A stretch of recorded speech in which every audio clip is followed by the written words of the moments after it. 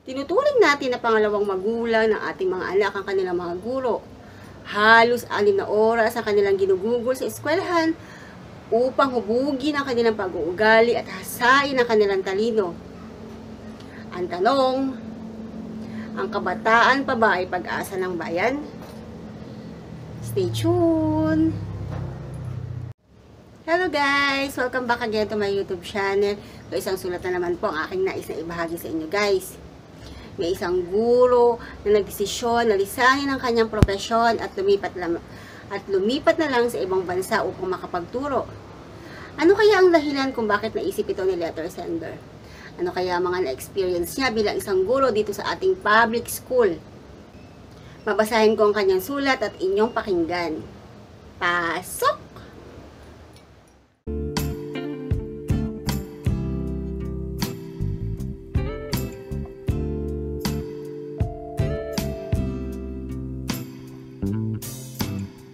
Hello po. I am a public school teacher for 8 years. Married, no loan ever since. Nalulungkot ako, naiinis, napapagod, nawawalan na ng gana. Yan ang mga nararamdaman ko ngayon. Iba na talaga ang generation ngayon. Ano po? Habang tinatype ko ito, nakatingin ako sa klase ko at nakaupo sa likod. Kasi tumigil ako sa pagtuturo dahil sa kawalang disiplina nila. Generation nowadays, napaka-hopeless na. Tinuturuan ko ay ang grade 2 dito sa aming probinsya. Napagod na ako maging mabait, masipag, at maging mabuting tao. Kwento ko lang po kung ano ang mga nangyari. Nagtuturo ako kanina, and nobody listens. I am very prepared with my lesson and everything. May pa-energizer pa. Nagpapakanta ako. Bumili pa ako ng projector para lang maging interesado at interactive ang lesson ko everyday. At para naman di ma-left behind sila sa technology. Kahit mahal, sige, binili ko para sa mga bata. Pero what did I get? Walang nakikinig. Walang modo kung sumagot sa akin. Dadaan-daanan ka lang, sasagot-sagutin ka ng kung ano-anong pabalang. Walang disiplina. Kahit ng beginning of school year ay nag-set ako ng mga rules pero walang epekto. Alam nyo po sa mga bata ngayon, di na madaan sa positive discipline. Napakamalumanay ko sa klase ko. As much as possible, ayoko nang nagagalit kasi ayoko ma-stress. Pero napapansin ko ngayon, kahit idaan mo sa mabuting paraan, di nagiging behave ang mga bata.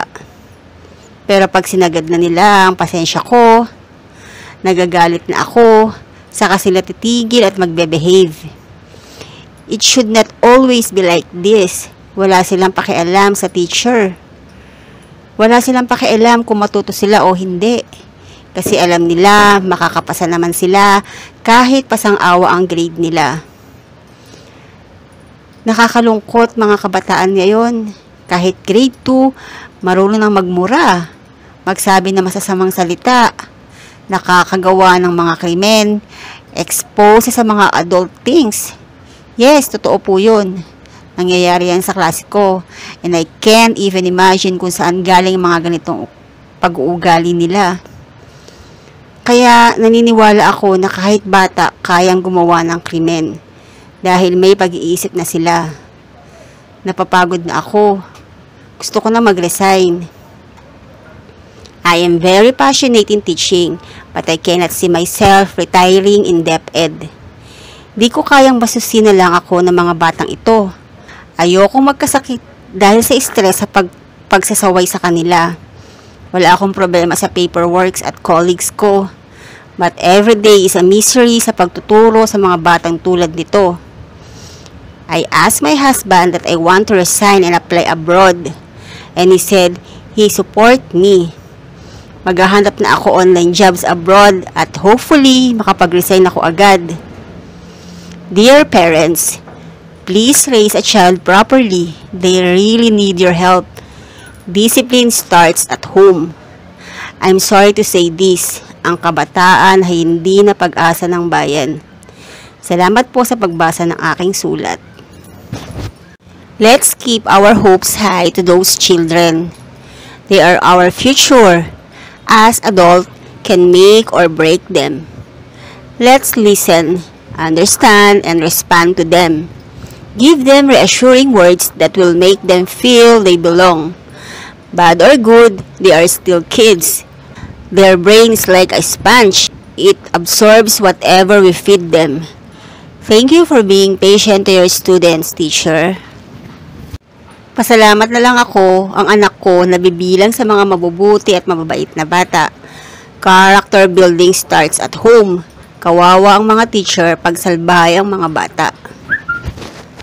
Sad reality. When teachers are being disappointed and getting them resigned, I think that the students are happy because you never get in their way. Children nowadays natututo na sa mga nagagawa sa social media, just like being rude, prankster na hindi naman akma, nakakawalang respeto sa pagkatao, at yan siguro ang one reason why I didn't pursue my profession. Walang values, good manners, and right conduct ang mga bata. Reality, nakakalungkot man, pero pinagdadaanan niya ng mga maraming guro dito sa ating bansa. Konting sermon mo lang sa mga estudyante, magpapatulfo na yan. Dear parents, kung ano ang ugali ng mga anak ninyo, it reflects sa inyo. It means ganyan nyo daw sila pinalaki. So please, discipline your kids. Teaching abroad and sa Pinas, super different talaga.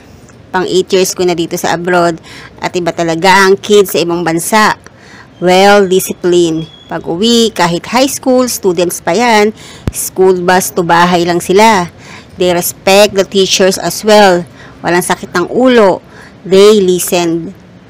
Tuwing uuwi ako sa Pinas and I will see the kabataan, mako-compare ko talaga since nagturo din ako before dito sa atin. Iba kasi ang environment sa atin. Upbringing, saka ang freedom ng mga bata. Nakakalungkot talaga kung iisipin. Tama po yan, ma'am.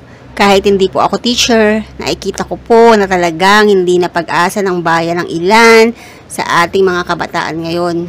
Observation ko po ito dito sa aming lugar at nakakalungkot na paikot-ikot lang ang magiging cycle ng lifestyle kapag ganito ng ganito. Kahirapan pa rin ang dahilan.